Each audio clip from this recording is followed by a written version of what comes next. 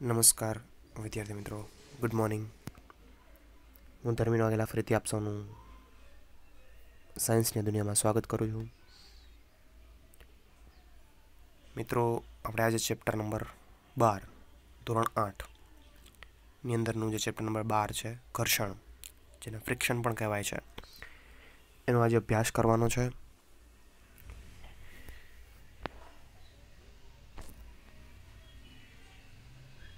હવે ફ્રિક્શન વિશે જાણતા પહેલાં, એટલે કે ઘર્ષણ વિશે જાણતા પહેલાં થોડી માહિતી મેળવી લઈએ પ્રાથમિક અથવા રોજિંદા જે આપણા જીવનમાં જોવા મળતા ઉદાહરણો છે. કે તમે સાયકલ લઈને જતા હોય તો તમારે ધીમી પાડી હોય અથવા ઊભી રાખવી હોય તો તમે બ્રેક મારો છો.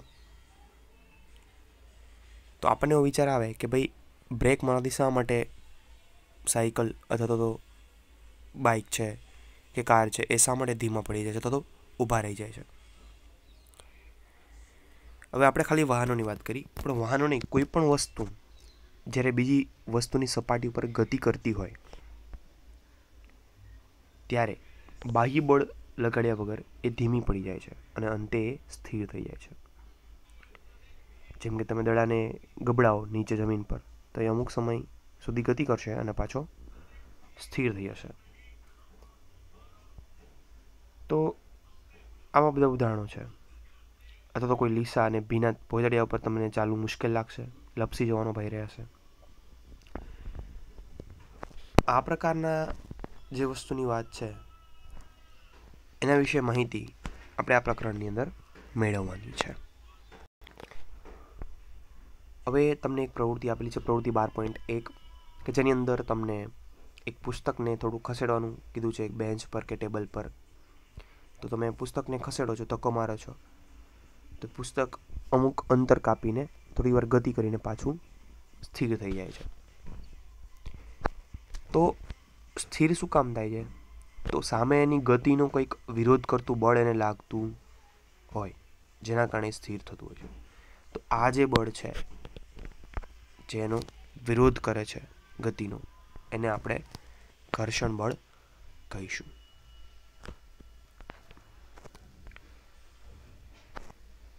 હવે બીજી વસ્તુ કે તમે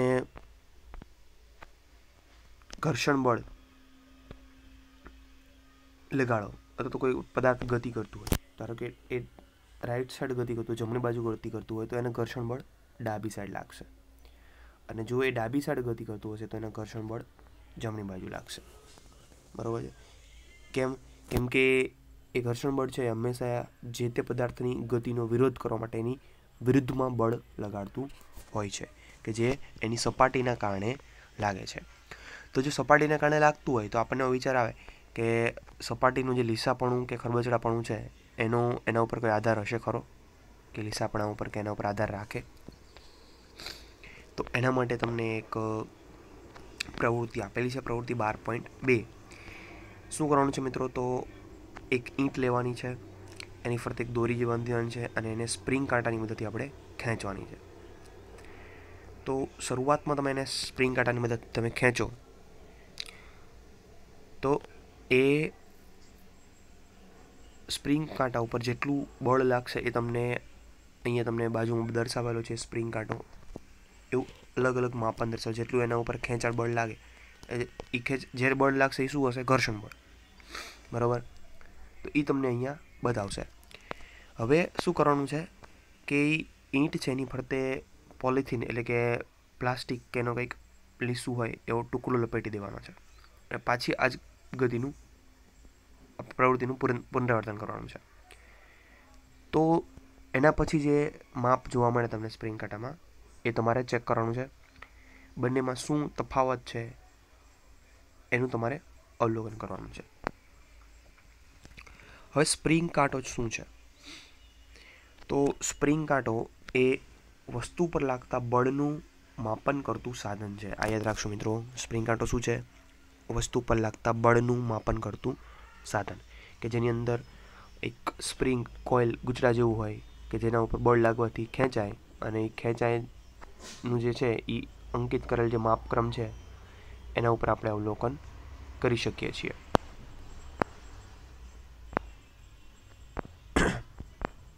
હવે તમને એક બીજી પ્રવૃત્તિ આપેલી છે, પ્રવૃત્તિ 12.3. એની અંદર શું આપેલું છે કે આ રીતે તમારે એક ટેબલ ઉપર ઢાળવાળી સપાટી તૈયાર કરવાની છે. ત્યાંથી એક પેનને આપણે ગબડતી રાખવાની છે. હવે ટેબલ થોડું લીસા જેવું છે, તો તમે ગબડતી પેન અમુક ઊંચાઈથી મૂકશો તો એ અહીંયાથી ધારો કે અહીંયા સુધી એણે ગતિ કરી અને પછી સ્થિર થઈ ગઈ. નીચે કાર્ડબોર્ડ અથવા તો રેતી પાથરી દેવાની કાર્ડબોર્ડ ઉપર અને પાછી આ જ ગતિનું પુનરાવર્તન કરવાનું. અહીંથી મેં સ્ટાર્ટ કર્યું તો પેન જે છે એ થોડીક જ અંતર કાપીને સ્થિર થઈ જાય છે, પહેલાં કરતાં ઓછું અંતર કાપે છે. તો આનું રીઝન શું હોઈ શકે? રીઝન શું છે કે નીચે સપાટી જે છે એ કેવી છે? લીસી હતી, તો એણે વધારે અંતર આપ્યું. કેમ? કેમ કે ઘર્ષણ કેવું લાગે? ઓછું.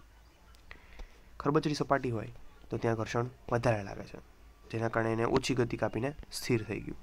તો એનો મતલબ શું છે કે ઘર્ષણનું કારણ સંપર્કમાં રહેલી બે સપાટીઓના ખરબચડાપણું છે.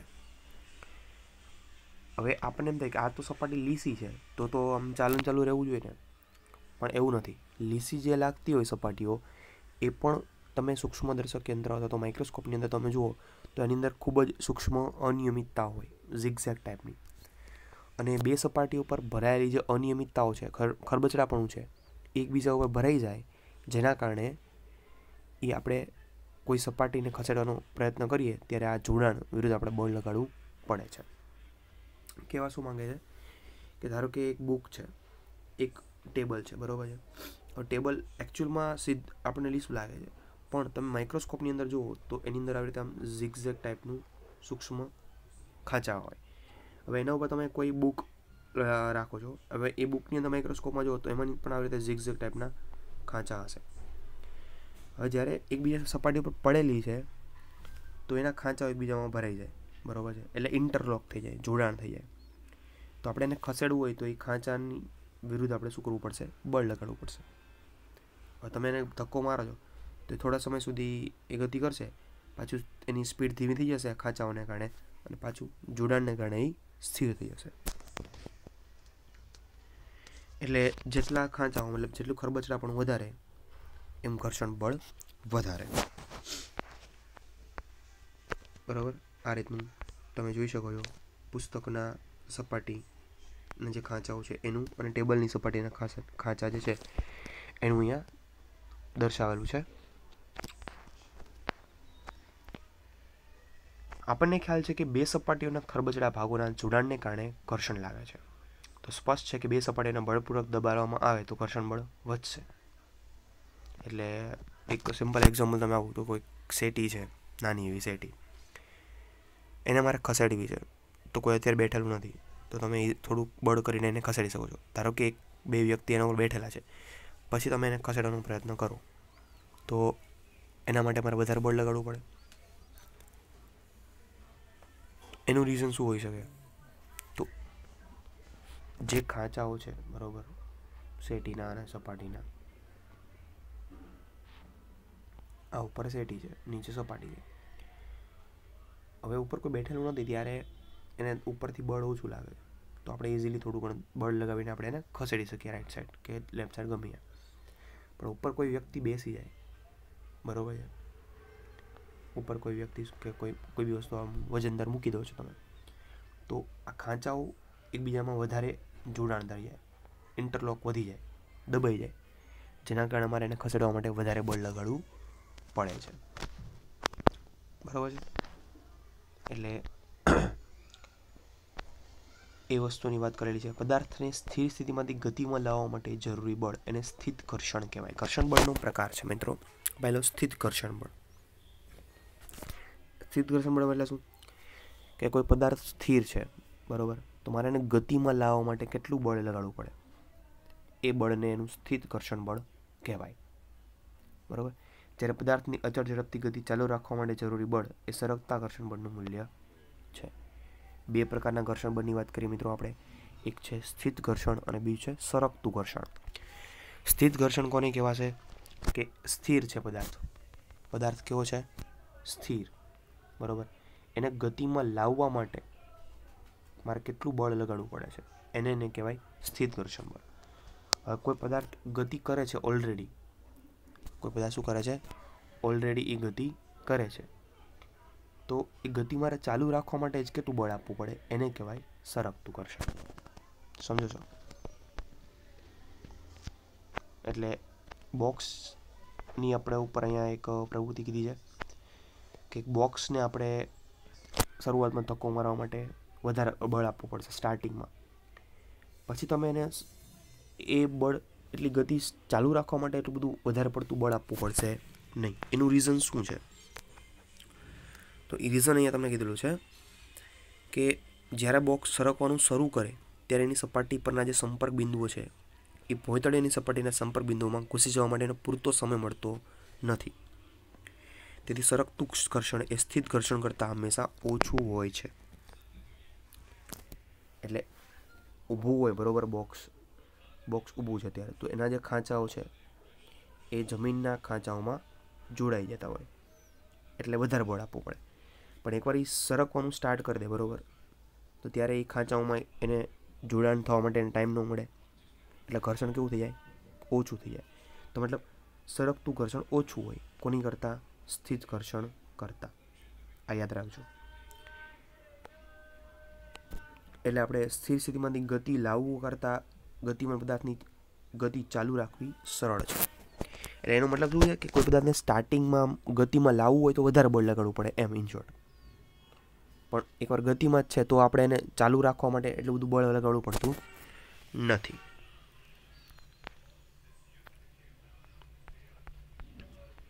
હવે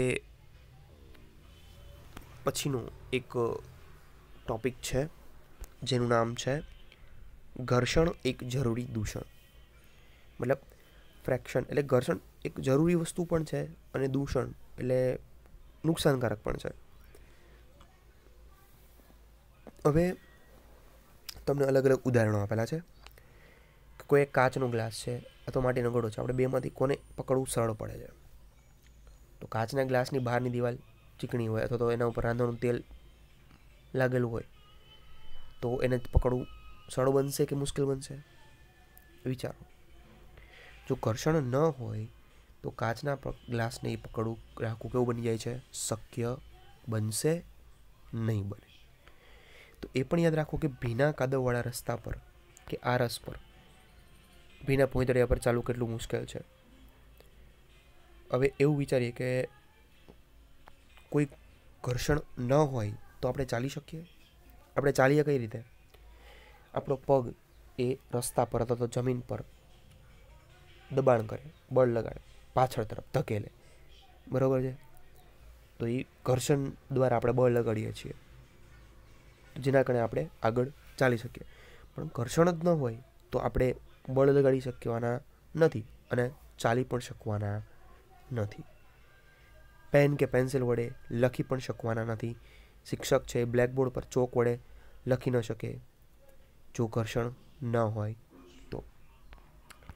તો આવી વસ્તુઓ જે છે એ બધી ઘર્ષણના કારણે શક્ય બને છે. એ સિવાય આપણે દિવાલની અંદર ખીલ્લી ઠોકો તમે, એના માટે પણ ઘર્ષણ જરૂરી છે, બરાબર છે? નહીં તો લપસી જાય, અંદર ખૂચે જ નહીં જો ઘર્ષણ સાવ ન હોય તો. હવે તમને જો અહીંયા લખ્યું છે કે ઘર્ષણ ન હોય તો શું થાય? તો જો કોઈ ઘર્ષણ ન હોય તો કોઈ વસ્તુ એ ગતિ શરૂ કરી દે, એકવાર જો સ્ટાર્ટ થઈ જાય તો આપણે રોકી શકીએ, મતલબ રોકાશે નહીં ઓટોમેટિક તો ક્યારેય. જો રસ્તા અને વાહનના ટાયરોના વચ્ચે ઘર્ષણ ન હોય તો ગતિ શરૂ ન થઈ શકે, અથવા થઈ ગઈ હોય કદાચ કોઈ બીજા બળને કારણે તો એને રોકી ન શકો, અથવા એની ગતિની દિશામાં પણ ફેરફાર ન કરી શકો.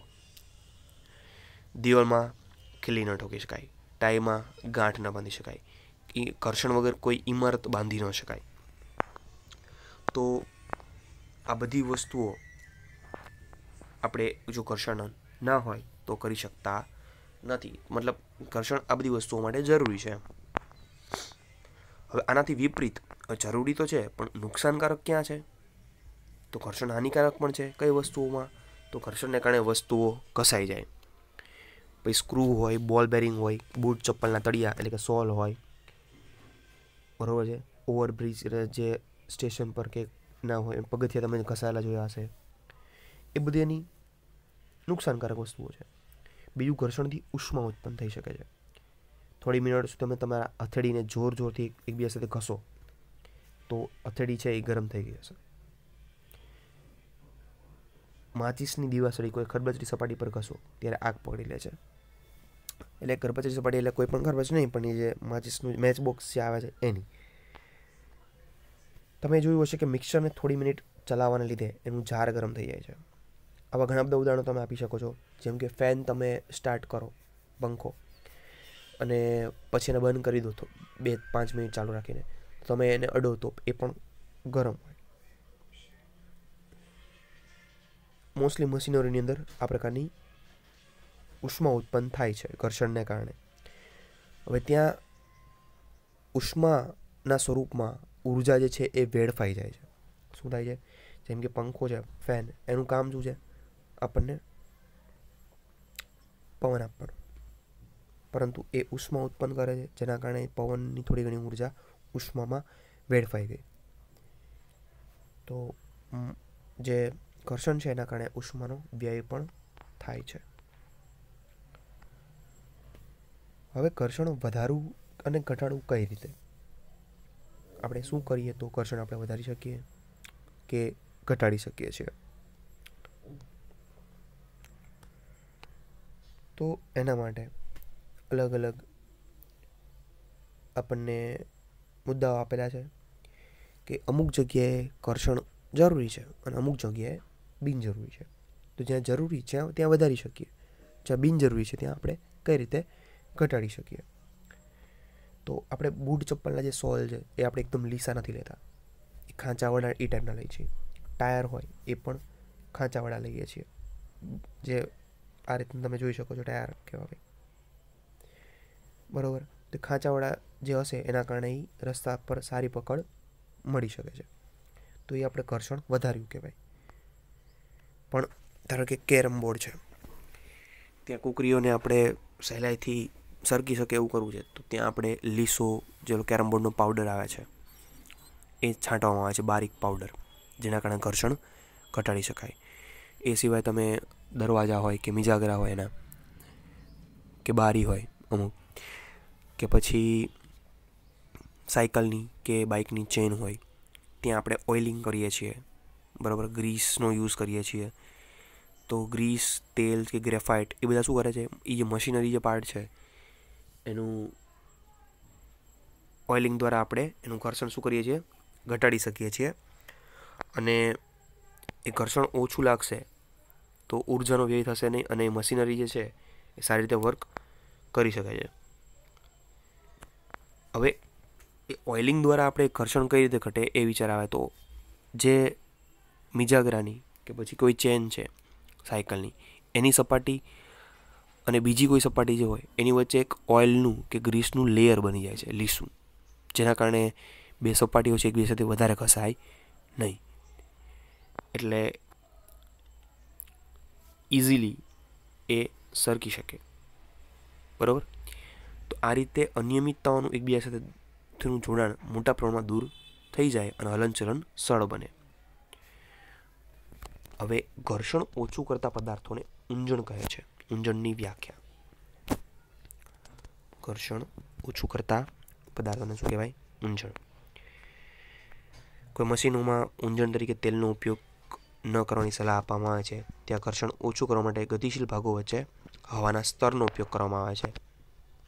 જે મોટા મશીનરી હોય એની અંદર વાત થાય છે. બાકી નાને ઘરે આપણે જે મશીનરી હોય એની અંદર આપણે ઓઇલિંગ કરી શકીએ છીએ.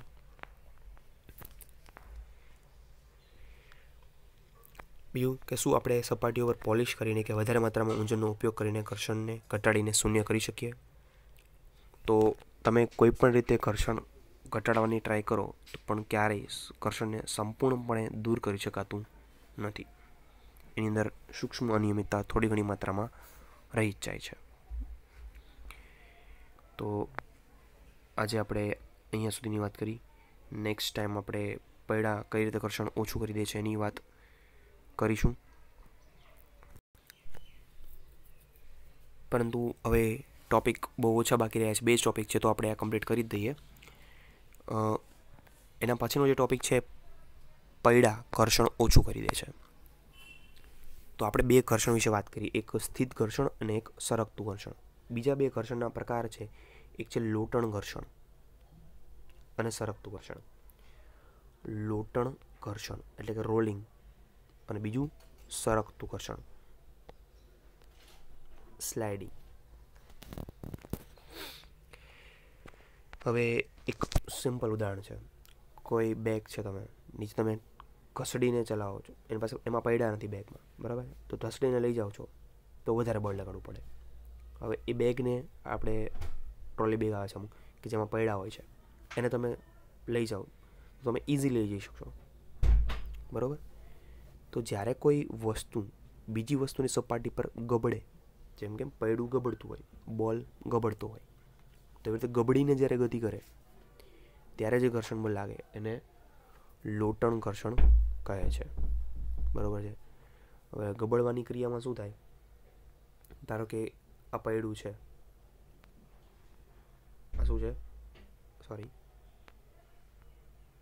આ પૈડું છે, બરાબર છે, અને અહીંયા સપાટી છે. તો જ્યારે તમે જોઈ શકો છો કે પૈડાને અને સપાટીને સંપર્ક કેટલો છે, ખૂબ જ સૂક્ષ્મ, ખાલી આટલો જ સંપર્ક છે. તો ઓછો સંપર્ક હોય તો ઘર્ષણ કેવું લાગશે, ઓછું લાગશે. એટલે પૈડામાં ઇઝીલી ગતિ કરાવી શકો, ઘર્ષણ ઓછું લાગે, સરળ પડે ગતિ કરાવવી, બરાબર છે. તો આ જ કારણ છે કે પૈડા છે એ લગાવેલ સામાન ખેંચવામાં સગવડ ભર્યા હોય છે. અત્યારે આપણે કોઈ પણ વાહનો હોય એના પૈડા હંમેશા ગોળ જ શા માટે હોય છે, તો આ રીઝનથી ઇઝીલી ગતિ કરી શકે, ઘર્ષણ ઓછું લાગે. એટલા માટે જ જે પૈડાનો આવિષ્કાર છે એને માનવજાતની મહાન શોધોમાં ગણવામાં આવે છે. હવે લોટણ ઘર્ષણની વાત કરીએ આપણે, કે જે લોટણ ઘર્ષણ હોય એ સરકતા ઘર્ષણ કરતાં ઓછું જ હશે, બરાબર. સરકતા ઘર્ષણમાં શું હશે કે સિમ્પલ લોજિક છે, ધારો કે આ સપાટી છે, બરાબર, આ સપાટી છે અને એક બોક્સ છે,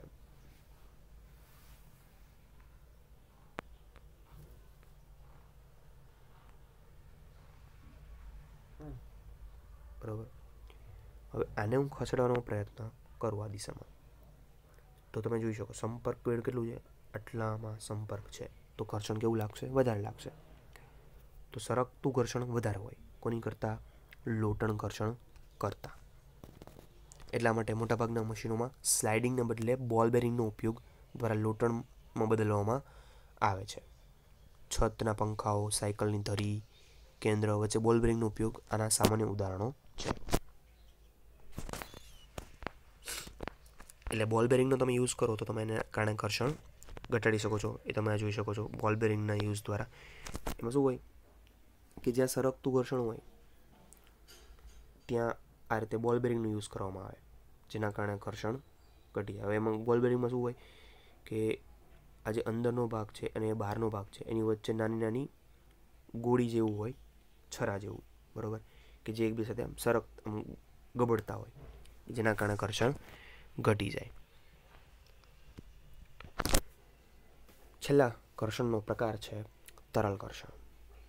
તરલ ઘર્ષણમાં શું આવશે, તો હવા ઘણી હલકી અને પાતળી હોય છે, તેમ છતાં એમાં પસાર થઈને ગતિ કરતી વસ્તુઓ પર હવા શું કરતી હોય, ઘર્ષણ બળ લગાડે. એવું પાણીમાં પણ છે, પાણી અને બીજા પ્રવાહીમાં પણ જ્યારે આપણે ગતિ કરીએ ત્યારે એના ઉપર ઘર્ષણ બળ લગાડતું હોય છે. તો વિજ્ઞાનમાં વાયુઓ અને પ્રવાહીઓનું સામાન્ય નામ છે તરલ. આ યાદ રાખશો મિત્રો, વાયુઓ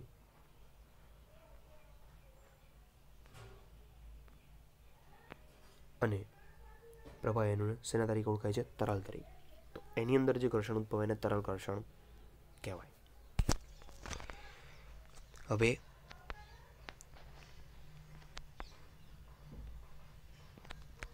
તરલ દ્વારા લગાડવામાં આવતા ઘર્ષણ બળને ઘસડાવું કહે છે. આ મિત્રો યાદ રાખીશું આપણે. ઘસડાવું એટલે શું? તો તરલ છે એના દ્વારા જે ઘર્ષણ બળ લાગે છે એને શું કહેવાય? ઘસડાવું કહેવાય છે.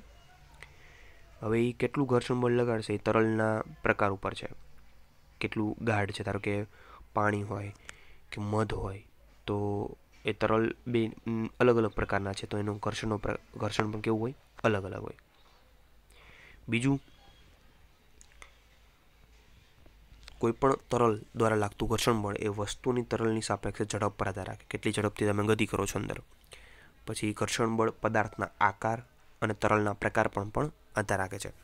એટલે એવું પૂછવામાં આવે કે તરલની અંદર ઘર્ષણ બળ શેના પર આધાર રાખે છે?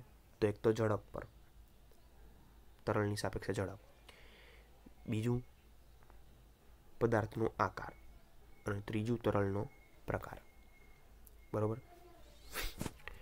એ સ્પષ્ટ છે કે જ્યારે વસ્તુઓ કોઈ તરલમાં થઈને ગતિ કરે છે ત્યારે એમના ઉપર લાગતા ઘર્ષણ બળને સમતોલીને પાર કરવું પડતું હોય છે. આ પ્રક્રિયામાં એ ઉર્જા ગુમાવે છે. આથી ઘર્ષણ ઘટાડવાનો પ્રયત્નો કરવામાં આવે છે. તેથી પદાર્થોને વિશિષ્ટ આકાર આપવામાં આવ્યા છે. એટલે શું કરવામાં આવ્યું છે કે કોઈ, ધારો કે પાણી છે, એક સિમ્પલ ઉદાહરણ લઈએ.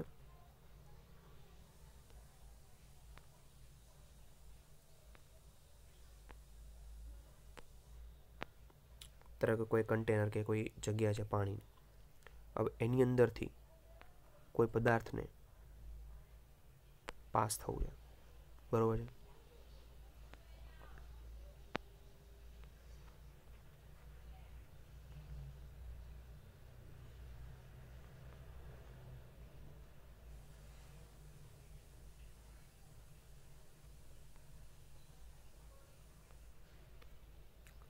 હવે આ પદાર્થને આ દિશામાં ગતિ કરવામાં આવે તો જેટલી સપાટી છે અહીંયાથી અહીંયા સુધીની, એટલા ઉપર પાણી જે છે કે કોઈ પણ પદાર્થ પર તરલ છે એના ઉપર બળ લગાડે, ઘર્ષણ બળ.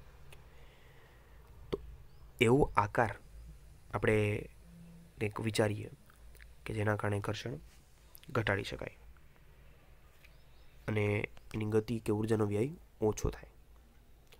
તો આપણે આ વિચાર છે વૈજ્ઞાનિકોને માછલી અને પક્ષી પરથી આવ્યો છે. ક્યાંથી આવ્યો છે? કુદરતમાંથી. માછલી અને પક્ષીઓ. કેમ કે પક્ષીઓ છે એ ઉડવામાં નિપુણ છે, માછલીઓ તરવામાં નિપુણ છે. તો એમના શરીરનું અવલોકન કરવામાં આવ્યું. તો એ ટાઈપ એમના જે શરીરની રચના છે એ પ્રકારનો આકાર એ રીતનો હતો કે જેના કારણે ઘર્ષણ મિનિમમ લાગે, ઓછું લાગે ઘણું. બરાબર છે. તો એના આધારે જ અત્યારના હવાઈ જહાજ, જે વિમાન છે એના, કે કોઈ હોડી છે, સ્ટીમર છે, સબમરીન છે, એ બધાના આકાર એ બધાની સમાન બનાવવામાં આવે છે. એટલે એના સમાનતામાં જોવા મળે છે એમ. બધા વાળોના આકારની રચના એ રીતે કરવામાં આવે તરલ ઘર્ષણ ઘટી જાય, જે તમે અહીંયા જોઈ શકો છો. અને એ પ્રકારની જે આકાર છે એને ધારારેખી કહેવાય. શું કહેવાય? ધારારેખી. આવો આકારને શું કહેવાય છે? ધારારેખી આકાર, કે જેના કારણે તરલની અંદર ઘર્ષણ ન્યૂનતમ થઈ જાય છે. હવે એમાં હોય શું કે આગળનો ભાગ સાંકડો હોય, બરાબર, પાછળનો પણ સાંકડો અને વચ્ચેથી પહોળો હોય. એ પ્રકારનો આકારને ધારારેખી પ્રકાર કહેવાય. બરાબર છે. જેના કારણે આપણે તરલમાં ઘર્ષણ ન્યૂનતમ કરી શકીએ છીએ. તો મિત્રો અહીંયા આપણા આ ચેપ્ટરની સમાપ્તિ થાય છે. મળીએ નેક્સ્ટ સેશનમાં નવા ચેપ્ટર સાથે. ત્યાં સુધી આવજો.